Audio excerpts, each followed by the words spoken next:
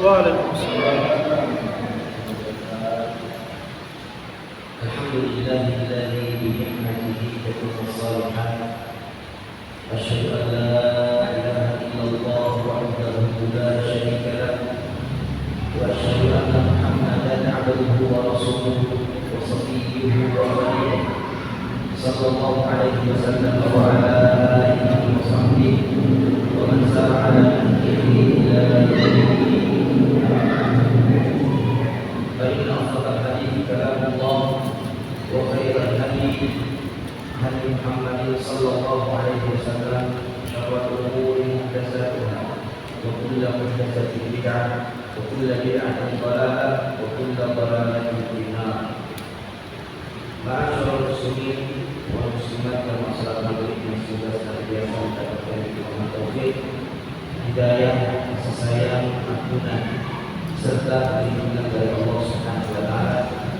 Dalam hal ini Allah Subhanahu wa taala mengaruniakan kepada kita karunia yang sangat amat besar dan mahal, kesempatan untuk mengisi waktu dalam kehidupan kita dengan amal-amal kebajikan yang nilai pahalanya sangat besar di sisi Allah Subhanahu wa taala, dan semoga nilai pahala yang besar itu semakin dilipat gandakan di sisi Allah Subhanahu wa taala dengan kelipatan yang tak terhingga, yang membuat kita nanti pada hari kiamat ketika mendapatkan bayaran tunai dari pahala-pahala itu menjadi takjub,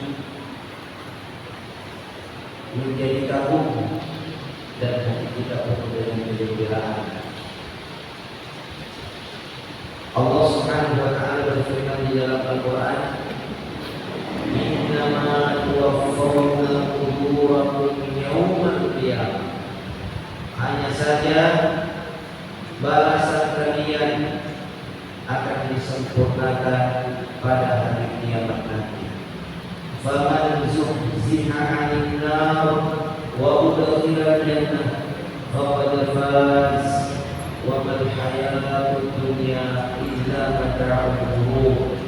Maka barang siapa yang pada hari kiamat nanti dibebaskan dari adab neraka lalu dimasukkan ke dalam surga, maka sungguh dia telah mendapatkan keberuntungan dan kemenangan yang sesungguhnya. Wa mal hayatud dunya illa mata'ul ghurur, dan tidaklah kehidupan dunia yang hari ini kita lihat diperlututkan oleh manusia tanpa henti, tak kenal lelah, tak kenal istirahat siang dan malam. Sejatinya apa yang mereka perbuat itu mata'ul ghurur, kesenangan yang menipu, kesenangan yang mereka.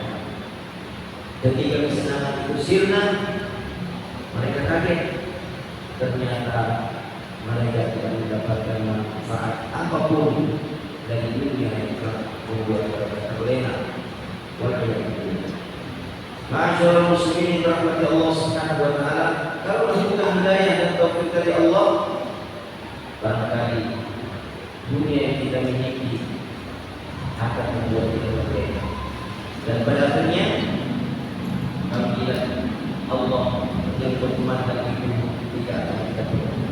Mungkin kita ada di warkop, sebagaimana banyak orang saat ini di warkop, atau mungkin kita hanya berada di rumah duduk-duduk sebagaimana hari ini kita dapati di waktu-waktu seperti ini.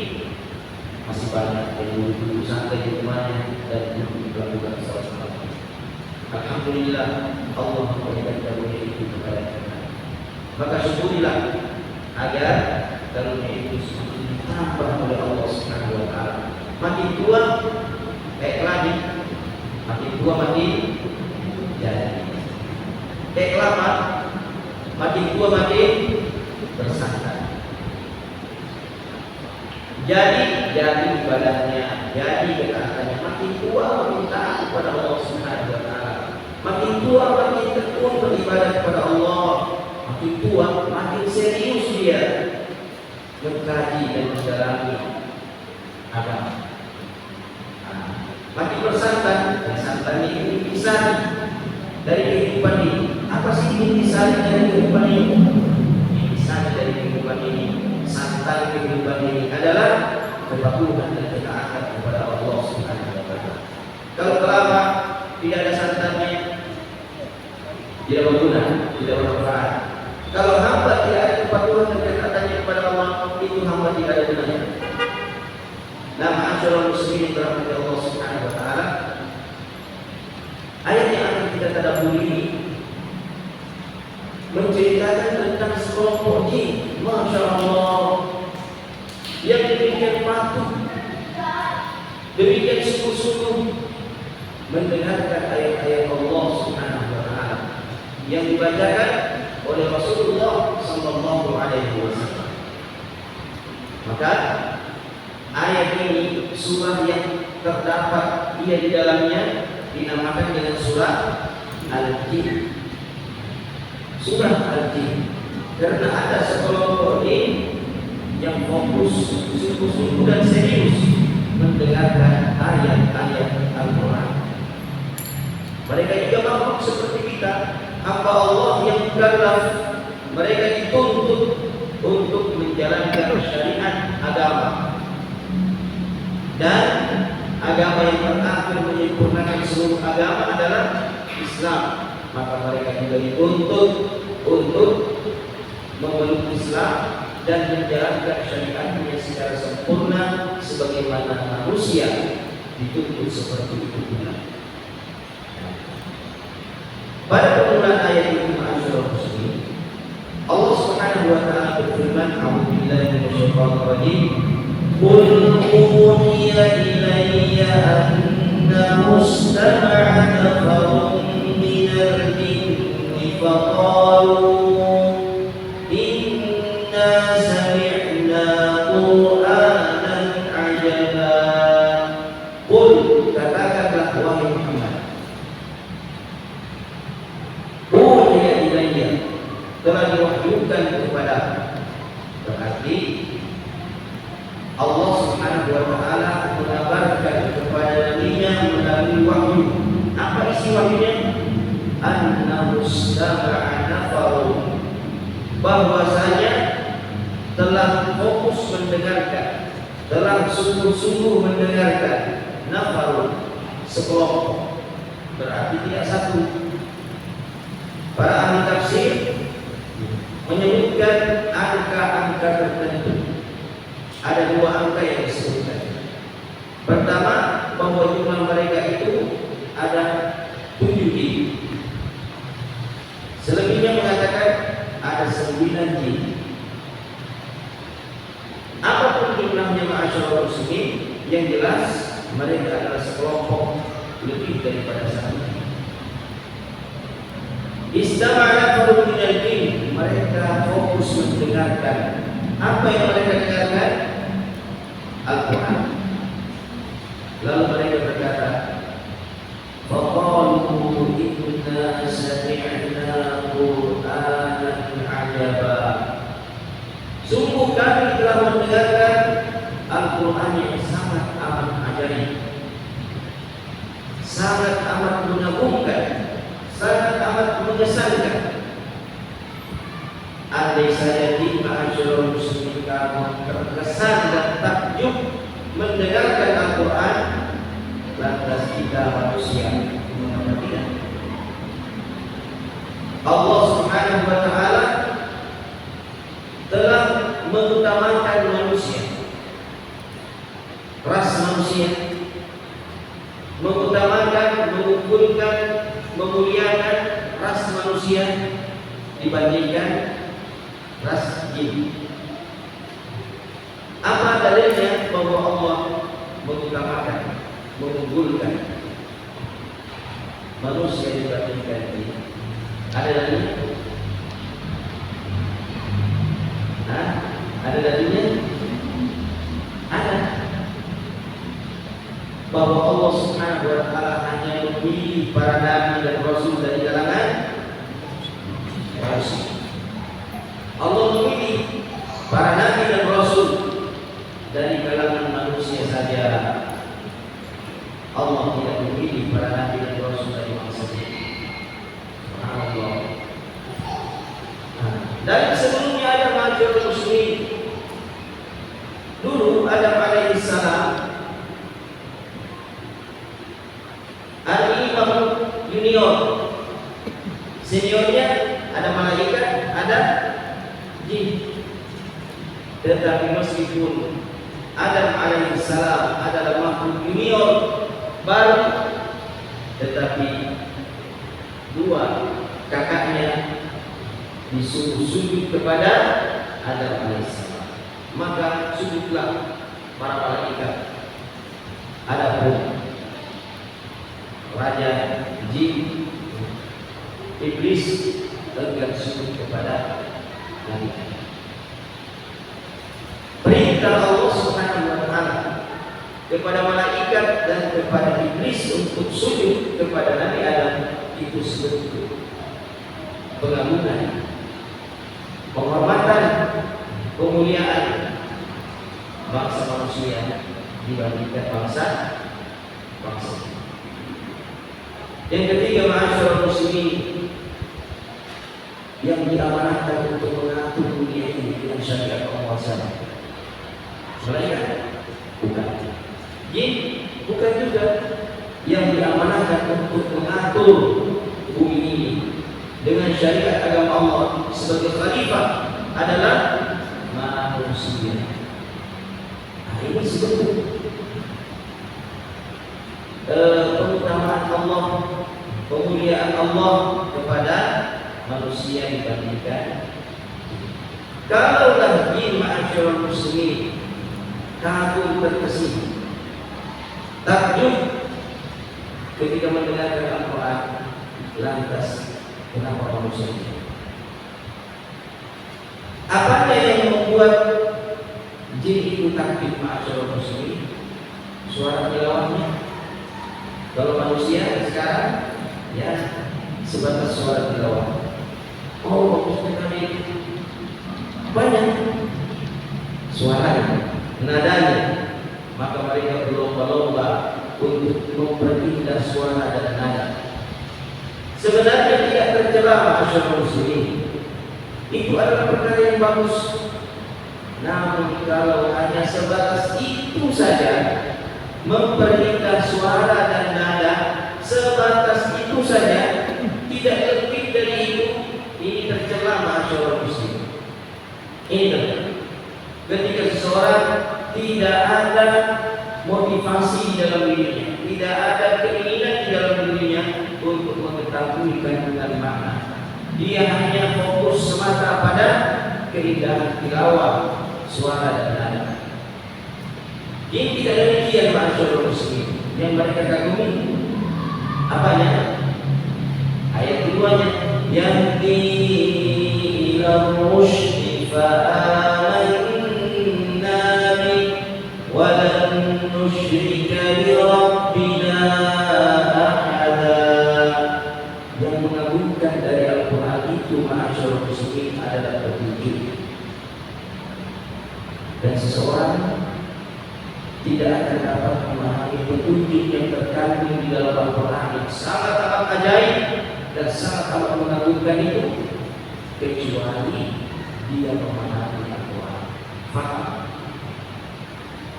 Faham tapi dia tidak menghayati, dia tidak mentadabburi, juga tidak akan sampai pada perkara yang hakika tersebut. Kalau dia tidak mentadabburi dan menghayati, sekedar faham doang, tetapi dia berusaha untuk menghayati petunjuk-petunjuknya, juga tidak akan mencapai ketakjuban dan kekaguman yang tinggi pada sisi petunjuk-petunjuk yang terkandung di dalam Al-Quran. Orang-orang Arab itu hanya yang paham Al-Quran, tidak masalahnya. Dia ngerti, tetapi dia tidak mendapatkan petunjuk, atau bahkan dia mengisi petunjuk Al-Quran, dia selisih pada dia paham. Maka boleh jadi mereka meremehkan. Mengapa? Karena mereka tidak menghayati, mereka tidak mentadabburi sehingga terkuncilah hati mereka untuk menerima petunjuk Al-Quran yang mereka pahami. Ada orang Indonesia, dia tidak paham bahasa Arab, tapi dia hayati Al-Quran, dia tadabburi Al-Quran. Subhanallah, dia bisa mendapatkan petunjuk hidayah. Dan ada yang masyarakat yang paham dapat, dia tidak paham, tapi dia berusaha untuk memahami dan menghayatinya, dia dapat petunjuk. Ini ajaib masyarakat Muslim. Ini mengagumkan masyarakat Muslim. Nah, petunjuk itulah yang dikagumi oleh bangsa ini. Bukan hanya sekedar suara tilawahnya, nada dan lagamnya. Di dalam Al-Quran terkait dengan tadabbur, pentingnya tadabbur untuk mencapai petunjuk Al-Quran yang sangat ajaib itu. Kita buka surah Muhammad ayat 20. Itu terkait apa? Ini sering kita angkat di majelis tadabbur. Ini terkait apa itu surah Muhammad ayat 24? Terkait dengan hati orang-orang yang enggan mentadabburi Al-Quran. Bagaimana bentuk hati mereka? Orang-orang yang enggan mentadabburi Al-Quran. Meskipun boleh jadi dia paham bahasa Arab, tapi kalau dia tidak tadabburi Al-Quran, maka kondisi hatinya persis seperti apa yang disifatkan oleh Allah dalam surah Muhammad ayat 24 ini. Apa kira-kira? Nah, tolong dibacakan. Ada yang sebutnya? Waktu.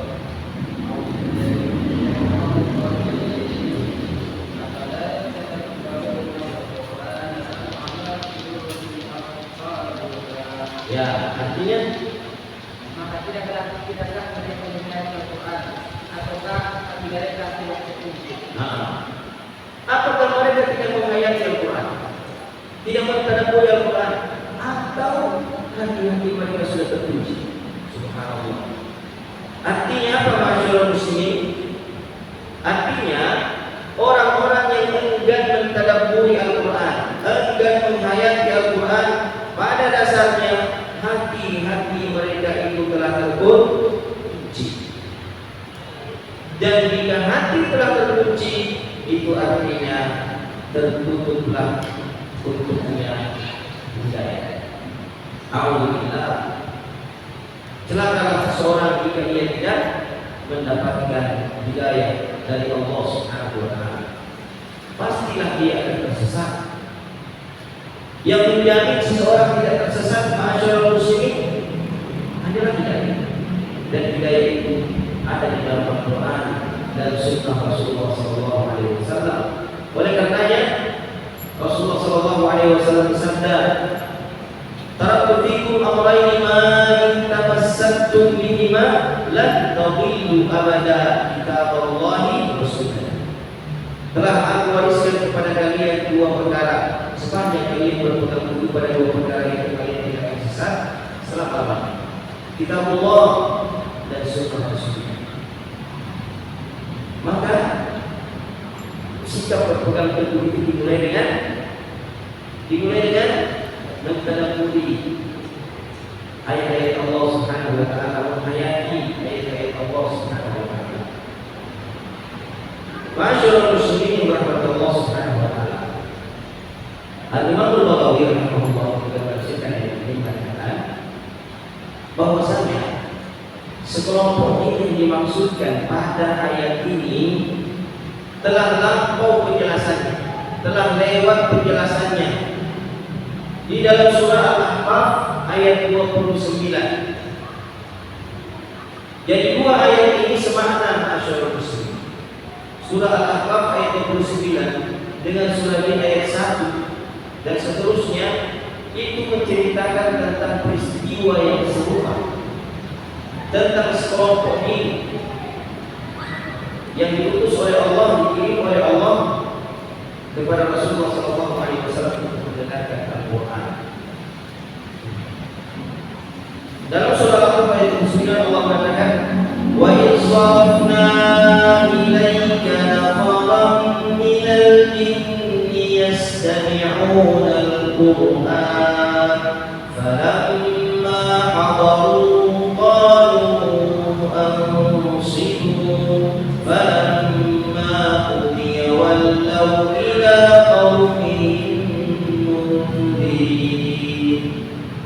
wa is dan ketika.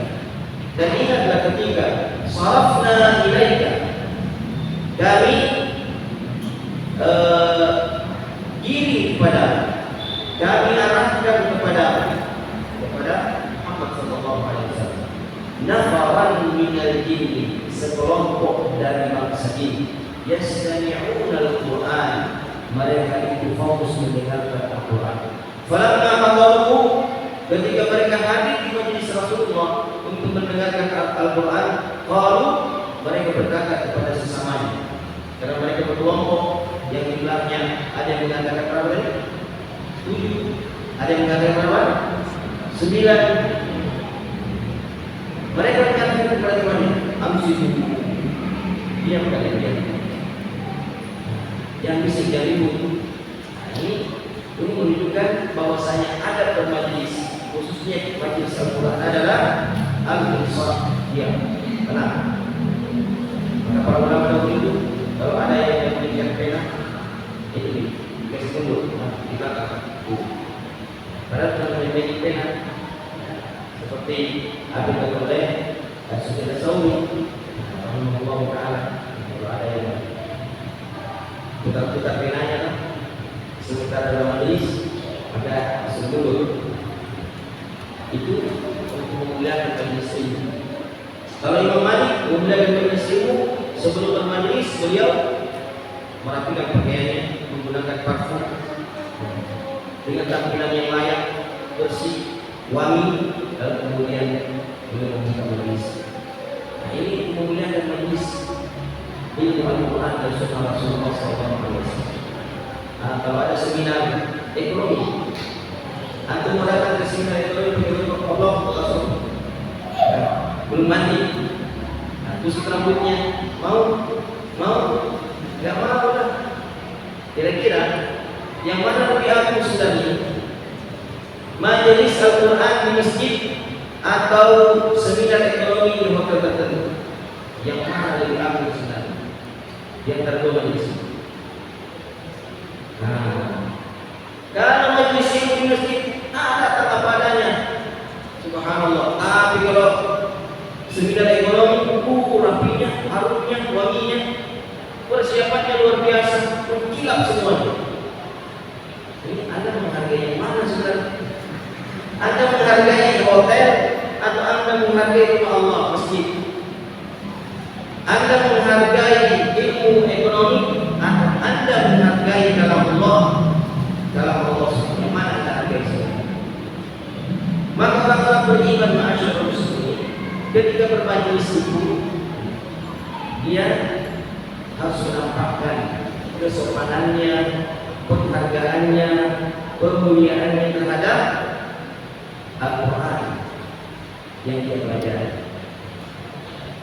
Nah, begitulah maksudnya masyarakat dalam hadis Jibril, ya, bagaimana Jibril datang kepada Rasulullah? Bagaimana sahabat Umar bin Khattab yang diriwayatkan, bagaimana dia gambarkan? Ijaa rajulun syadidu bayadis siyabi syadidu sawadis sya'ri la yura alaihi atharu safar hatta jalasa inda Nabi sallallahu alaihi wasallam fa asnada al-mubatayni ila al-mubatayni wa wada'a kaffayhi ala fakhidayhi. Tiba-tiba datang seseorang kepada kami dalam majelis itu, lelaki yang sangat putih bersih bajunya, sangat hitam mengkilap rambutnya, tidak terlihat pada lelaki itu bekas-bekas perjalanan jauh, tidak keringat, tidak amis. Dan kalau orang jalan jauh keringat, buat apa dia? Buat matahari, ya? Tidak ada orang perjalanan jauh buat matahari, buat apa? Tidak ada. Subhanallah. Lalu dia kemudian duduk, dia merapatkan pahanya, lalu kemudian meletakkan kedua tangannya di atas pahanya, lalu bertanya kepada Rasulullah SAW.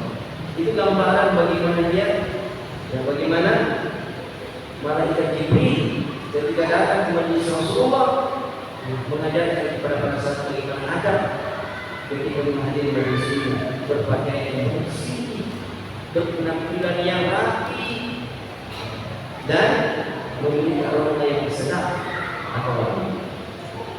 Nah, ma'asyiral muslimin yang dirahmati Allah Subhanahu wa taala. Falamma hadaruhu qalu awsitu falamma qudiya wallaw ila qaumil mundirin. Ketika selesai majelis itu, kata Allah, mereka pulang memberikan peringatan kepada kaum. Al-Imam Baghawi mengatakan ketika menafsirkan surah Al-Jin tadi, kita diminta tadabbur surah Al-Jin. Beliau mengatakan peristiwa itu sudah saya sebutkan riwayatnya dalam surah yang tadi kita baca. Surah apa? Al-A'raf ayat 29. Kita buka tafsir Al-Imam Baghawi. Apa yang beliau sampaikan berkenaan dengan peristiwa tersebut? Beliau mengatakan, walamma mata Abu Thalib kharaja Rasulullah sallallahu alaihi wasallam wahdahu ila Taif yaltamisu min safifin an-nasra wal man'ata. Ketika Abu Thalib, siapa Abu Thalib? Wafat. Siapa Abu Thalib ini? Paman Rasulullah sallallahu alaihi wasallam yang selalu membela, membackup, melindungi, menjamin Rasulullah dalam upaya dakwah di tengah-tengah orang-orang Quraisy atau penduduk. Ketika beliau wafat, maka beliau pergi keluar dari kota Mekah sendirian menuju Taif. Dari kota Mekah ke Taif. Mengapa Rasulullah ke Taif? Yaltamisu min safifin an-nasra wal man'ata. Karena beliau ingin mencari dari suku Saqif yang tinggal di Taif pertolongan dan perlindungan. Karena kan Abu Thalib sudah wafat, tidak ada lagi yang menolong Rasulullah, tidak ada lagi yang melindungi Rasulullah dan gangguan orang-orang Quraisy terhadap Rasul. Maka beliau pun keluar dari kota Mekah menuju Taif mencari pertolongan dan perlindungan. Maka Farawa Muhammad bin Ishaq an Yazid bin Ziyad an Muhammad bin Ka'b al-Qadhi qala lamma intaha Rasulullah sallallahu alaihi wasallam ila Taif ila nafar min Saqif wa hum yawma idin sadatu Saqif wa ashrafuhu. Diriwayatkan dengan sanad yang disebutkan dari Muhammad bin Ka'b al-Qadhi, dia berkata ketika Rasulullah SAW telah sampai di Taif dan berjumpa dengan sekelompok suku Saqif yang mendiami Taif ketika itu, dan mereka adalah pemimpin suku Taif, pembesar suku Taif. Wa hum ikhwatun salah, dan mereka 3 bersaudara yang merupakan tokoh penggawa atau kepala suku. Yang pertama Abdu Yadila, yang kedua Mas'udun, yang ketiga Habibun. Abdu Yadila, Mas'udun, Habib. Banu Amr bin Umair. Wa inda ahadihim imra'atun min Quraisy min Bani Umayyah. Dan salah satu dari 3 bersaudara ini punya istri dari suku Quraisy, dari Bani Umayyah. Lalu fajalasa ilaihim fada'ahum ila Allah. Lalu Rasulullah duduk bersama dengan mereka di bawah pemimpin suku Saqif. Lalu mereka Rasulullah berdakwah, mengajak mereka masuk Islam, mengajak mereka hanya kepada Allah Subhanahu wa taala. Wa kallamahu bima ja'ahum lahu min nusratihi 'ala al-Islam wal qiyam ma'ahu 'ala man khalafahu min qawmi. Dan Rasulullah menyampaikan hajat untuk apa dia datang. yaitu untuk menolong Rasulullah dalam mendakwakan Islam dan agar mereka sudi membela, melindungi Rasulullah dari siapapun yang menyelisihi beliau dari kaum, dari orang-orang Quraisy. Faqala lahu aduhum, lalu salah seorang di antara tiga ini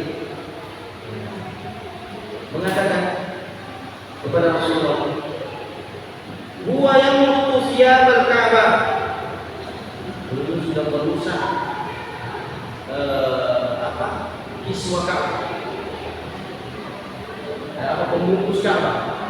Kira-kira kalau ada yang robek itu pembungkus Ka'bah itu di mana kira-kira? Ada dua orang Indonesia yang pergi gunung sedikit, apa yang terjadi? Kalau sedikit digunting, dibunuh dia malah muslim. Jadi Rasulullah ini dituduh sama salah seorang yang dalam mereka telah merusak Ka'bah. Makanya dia lari dari Mekah, minta pertolongan, minta perlindungan.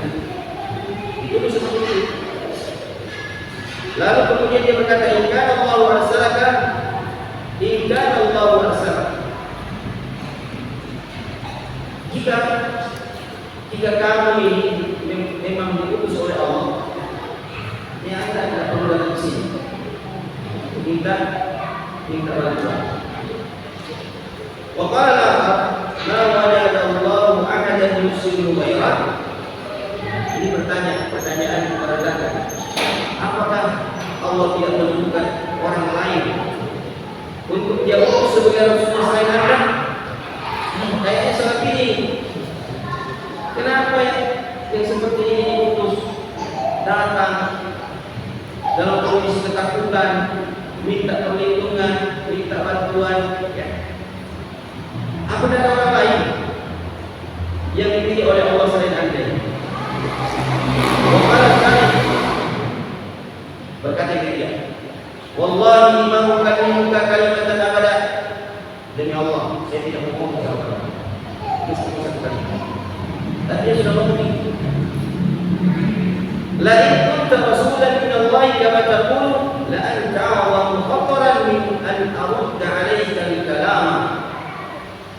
Seandainya engkau benar-benar rasul utusan dari Allah sebagaimana engkau akui, maka ini tentu lebih berbahaya bagi saya untuk menjawab satu kalimat, satu kata dari ucapan. Saya tak mau bicara dengan saya. Sekali Anda ini utusan Allah Subhanahu wa taala. Wa la kunta takdzibu 'ala Allah fama yanbaghi an tukadzib. Dan seandainya kau bohong bahwa engkau adalah utusan Allah, engkau berbohong atas nama Allah, tentu tidak layak bagi saya untuk berbicara dengan satu kata. Apa artinya yang macam itu? Semua tak tiga tanggapan ini apa maknanya? Apa maknanya? Apa maknanya? Apakah Rasulullah mendapatkan dari mereka hanya dari tuduhannya? Apakah mereka menerima Rasulullah SAW dengan balasan seperti ini, ungkapan-ungkapan seperti ini? Kira-kira gimana? Tidak. Mereka tidak menerima Rasulullah. Mereka sama sekali tidak menghargai Rasulullah. Mereka sama sekali tidak menganggap Rasulullah SAW dengan timpalan-timpalan yang mereka ucapkan seperti ini. Faqama Rasulullah SAW bin indi muqaddiyah sayyidatin katih. Maka Rasulullah beranjak meninggalkan mereka yang orang itu, dan Rasulullah SAW sudah merasa tidak punya harapan untuk mendapatkan kebaikan dari Allah Subhanahu. Wa qala lahum id fa'altum ma fa'altum faktubu 'alayya sirri. Okelah Rasulullah, kalau begini paling sikap terhadap saya, maka satu saya minta sama kalian, sembunyikan rahasia tentang saya itu kepada kalian. Artinya ya kalian mengatakan, ada loh orang dari Mekah, laki-laki begini datang kepada kalian mengemis-ngemis pertolongan, mengemis-ngemis perlindungan. Jangan bilang seperti itu kepada siapapun. Kenapa masyaallah muslim? Kenapa Rasulullah minta dirahasiakan kedatangannya, menjumpai 3 orang ini, menawarkan Islam dan meminta bantuan, pertolongan dan perlindungan. Kenapa kira-kira Rasulullah minta hal itu dirahasiakan? Kenapa kira-kira?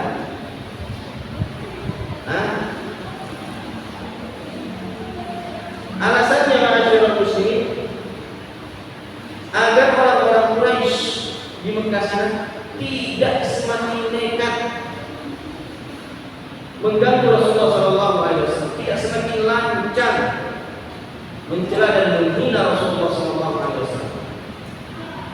Kan kalau mereka tahu, menemukan, oh ternyata dia bertahan minta pertolongan, lalu kemudian tidak diperdulikan, semakin merendahkan kan martabat Rasulullah, semakin terbukalah kelemahan Rasulullah, iya kan? Alasan itulah mengapa Rasulullah meminta kepada 3 orang itu untuk merahasiakan hal tersebut. Lalu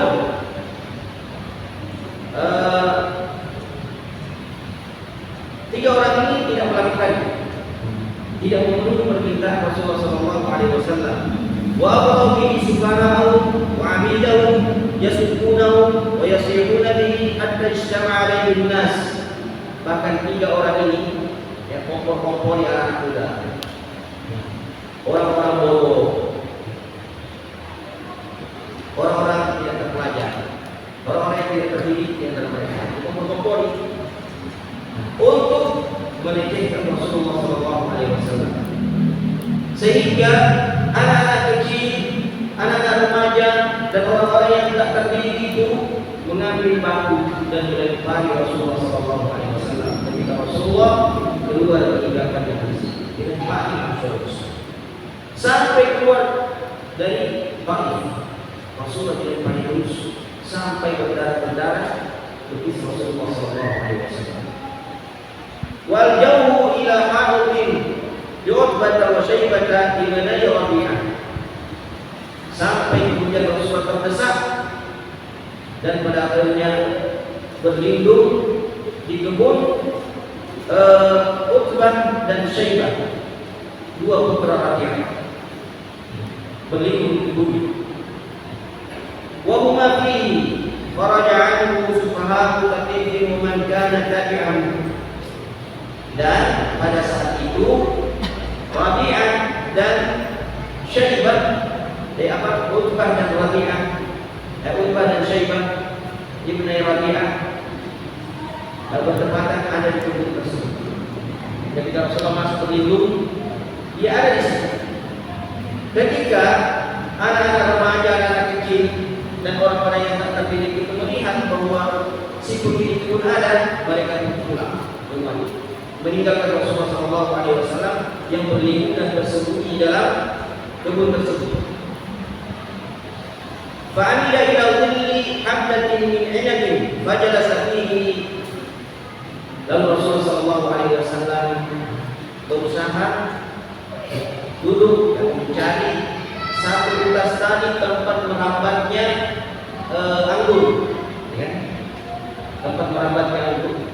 Lalu Rasulullah SAW duduk di bawah pohon anggur. Kan kalau anggur itu kan tadi ya, duduklah di atas pernaun Rasulullah SAW.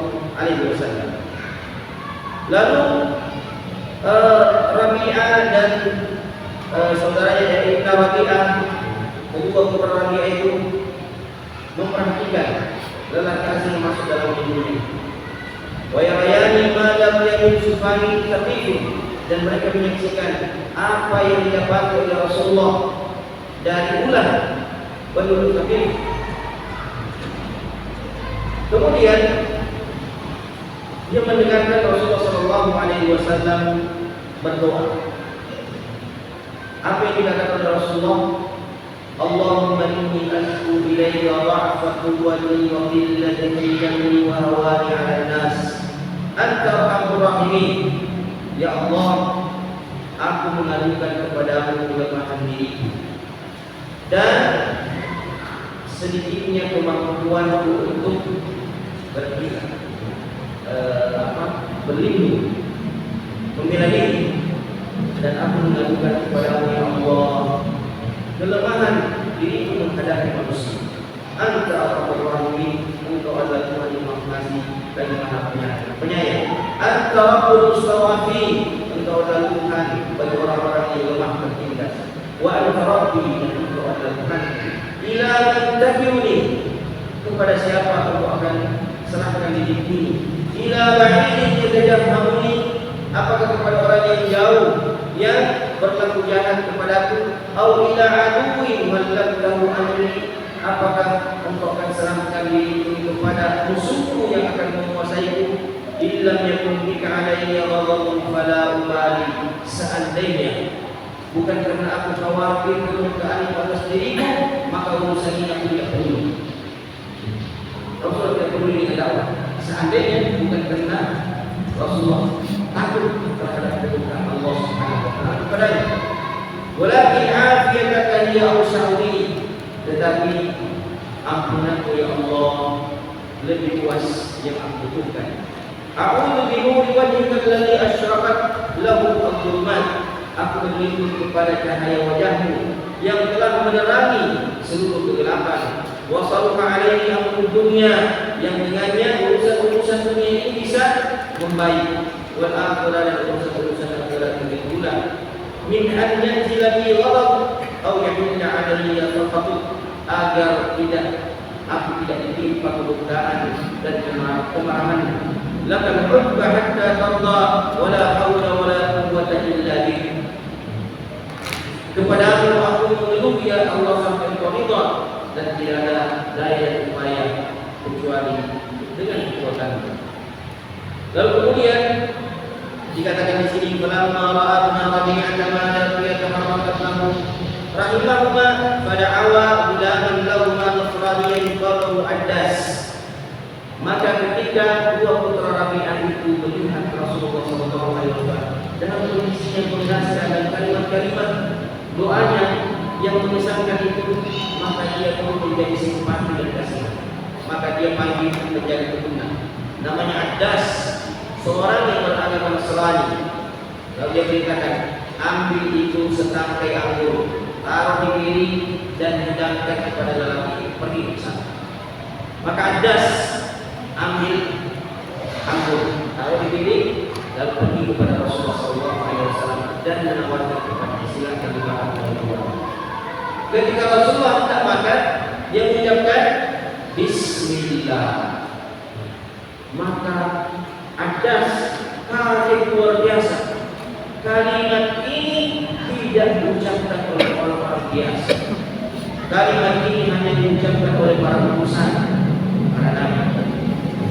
Itu kalimat Addas. Lalu kemudian Rasulullah bertanya, kamu dari mana? Kamu siapa? Rasulullah tanya, kamu siapa? Dia kata, saya Addas, penjaga gedung ini. Kamu dari mana? Atau kamu beragama apa? Saya beragama Nasrani. Terus kamu dari mana? Dia sebut satu daerah, Nainawa. Nainawa, kampungnya Zulun, orang yang telah ikan dulu. Kampungnya siapa? Nabi Yunus alaihissalam. Dia bilang, bukankah ini kampungnya Yunus di Makkah? Rasulullah katakan, Nainawa. Kok anda tahu? Dia bilang, Rasulullah katakan, sesungguhnya Yunus di Makkah itu adalah saudara. Dia adalah seorang nabi dan aku juga adalah seorang nabi. Maka Addas pun semakin yakin bahwa yang di hadapannya ini adalah seorang nabi, karena dia mengetahui bahwa Nainawa adalah tempat kediaman dari Yunus bin Matta. Dan Rasulullah segera berdoa dan ucapan Bismillah yang tidak diucapkan kepada para utusan para nabi. Maka segera saja Addas mengambil tangan Rasulullah, menciumnya, mencium kepalanya, bahkan mencium kaki Rasulullah SAW. Ketika tuannya melihat hal tersebut, dia ditentang, apa yang kau lakukan? Kenapa kau mencium dahi lelaki itu? Kenapa kau mencium tangannya? Bahkan kau mencium kakinya? Lalu ada anak dia yang biasa.